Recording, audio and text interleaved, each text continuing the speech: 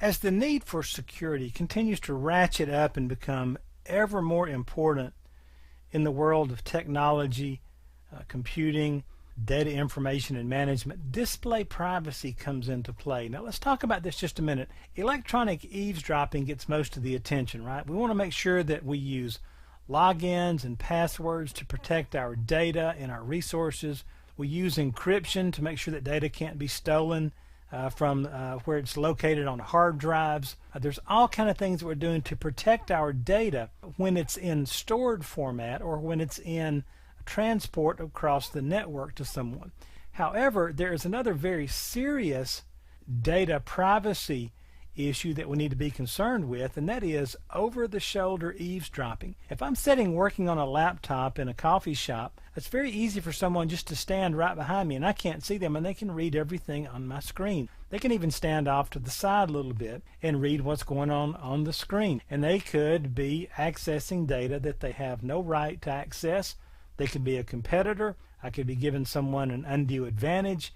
I could be releasing personal and private medical data on an individual. So this display privacy can be quite an issue with a lot of companies.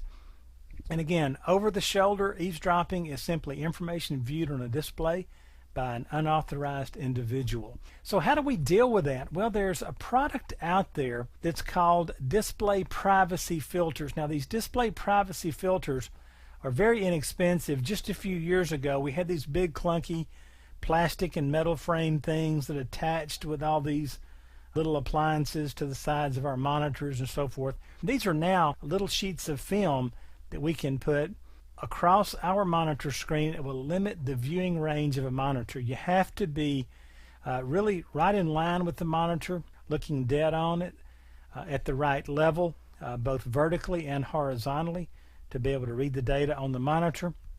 And the best way to think about how these things work is just very small Venetian blinds on a monitor. If you can picture putting Venetian blinds or real small blinds on your monitor, as long as you're looking dead on, the blinds tend to get so thin they disappear. But if I look from the side, the blinds actually block the monitor. And here's a good graphic of that. Notice in this first PC, we're going to put this privacy film on this laptop. And if I look dead straight on this laptop, I really can't tell a whole lot of difference. It might look slightly darker. I could see a little bit of unique coloration, but that's in a quality filter you won't see that stuff. But notice if I move off just to the left a little bit and I tilt this thing away from me, notice half that screen goes black, and if I tilt it just a little more, it looks like that monitor is off. But if you were sitting looking dead straight at this monitor right here, it would look like this one right here, okay? So this filter makes sure that if I'm standing off to one side or above or below, I simply can't see anything on that monitor. So display privacy continues to grow and become an issue. You will see this on the A+ exam, so make sure you're familiar with display privacy filters and what they actually do to that monitor and how it protects your data from over-the-shoulder eavesdropping.